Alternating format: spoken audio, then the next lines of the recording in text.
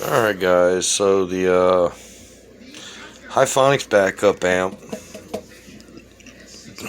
went the way of the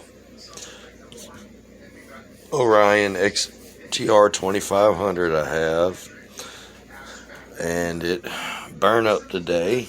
It will still make noise, but you see the screwdriver's out. I've had the back panel off and looked at it already. So down at this end is the power supply, and you got a row of MOSFETs here, a row of MOSFETs there. The first two here fried, first two there fried. So let's go take a look at what we have now. Alright, so here we are in the banging blazer, which did not bang for a few hours today.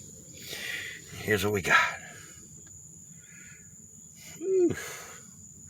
Now this guy's just a little 1500. apmn. Yes, it's upside down.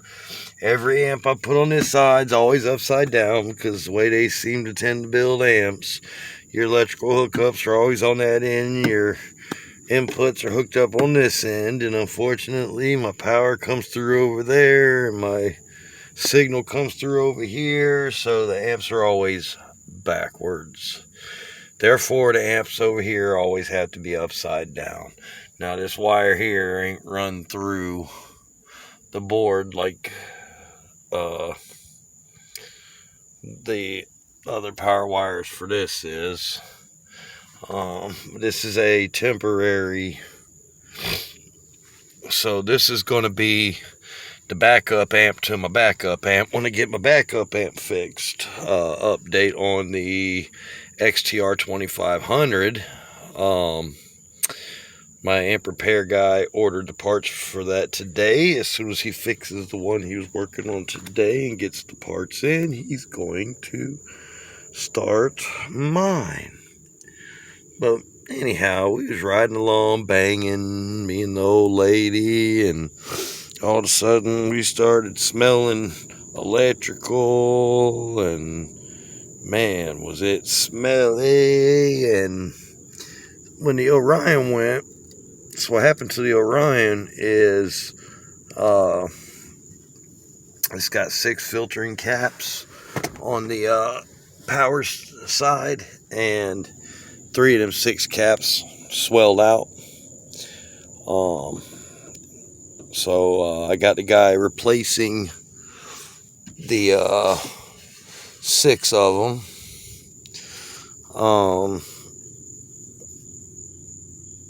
But the smell was different, and with the hifonics, when it went bad, you know, the smell would burn your nose, sorta. So I knew right then that it was the MOSFETs that had burned up in it, and I was right. And I opened it up to find out somebody had been in it before.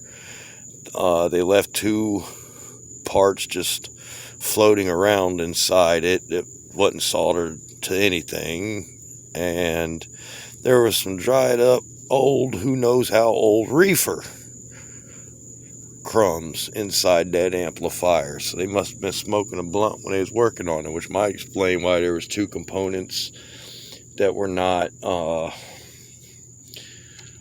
soldered into anything. Oh, another, okay, you see the PPIR amp over there.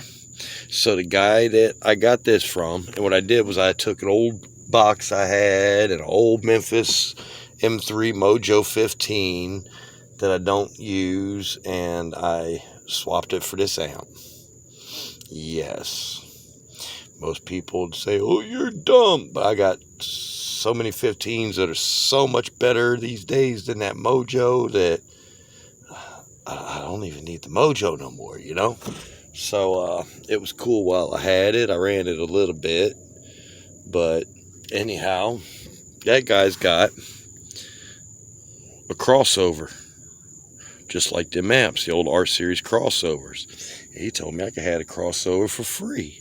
So next time I can go 26 miles across town, an hour away, I'm gonna pick up the crossover. And I may have enough room to mount it right under the amp right there.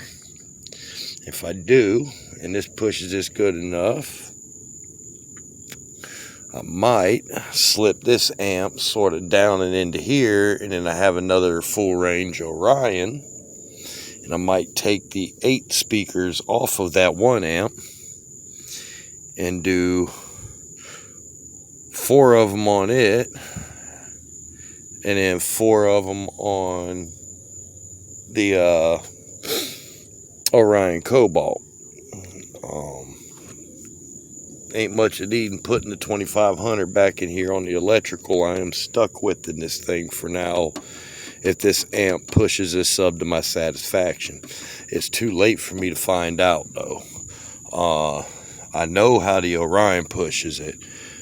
This thing can't even start to compare to that Orion XTR 2500. And everybody's, oh, well, that's 15 to 2500. I mean, that's only 1,000 watts more. This thing will do 1,435 watts on an amplifier dyno at 14, what do you have? 14.3 volts, I think it was, 1 ohm.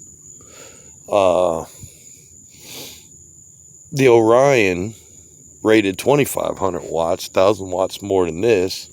If you wire it at 0.8 ohm, it will put out a burst of 7,500 or 477 watts. I think it's 7,577 watt bursts at 0.8. So this will burst 1,433, and that'll burst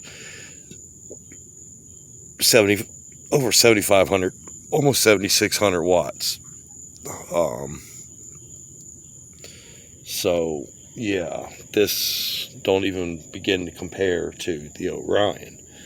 But like I said, I'm on stock electrical. This thing's got that smart charge. It drops charging down to 12 volts. So technically I'll be able to run this amp a lot better in here than the Orion right now, until I can get a high output alternator and 4 more AGM batteries. I need right now I've got 199 amp hour, and I need like 400, 500 amp hour. And I can get about 100 amp hour out of each battery I pick up. So I need like 4 more batteries.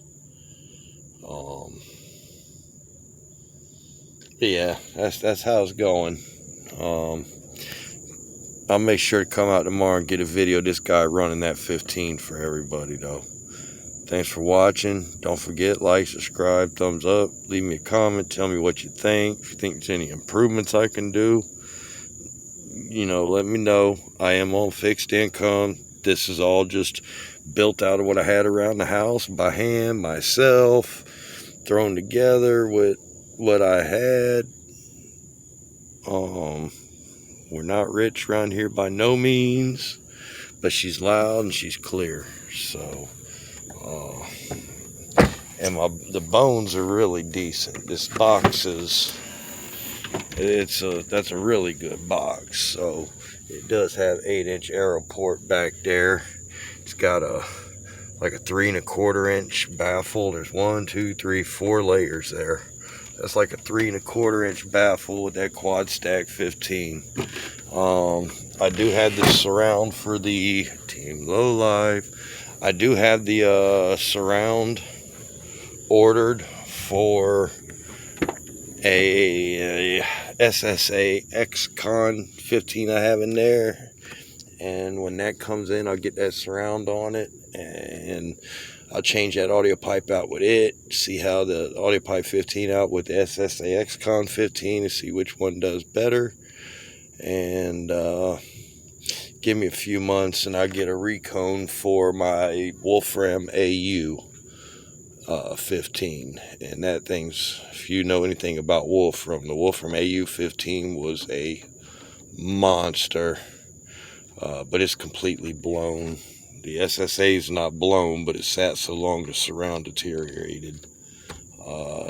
Yeah, so, well, this video is hitting almost 10 minutes, so I'm gonna get up out of here. It's like 1 o'clock in the morning anyhow. Guy finally come by, I got this amp from him, and I just had to make a video. Like I said, don't forget, like, subscribe, thumbs up, leave me a comment, and we'll catch you next time. Peace.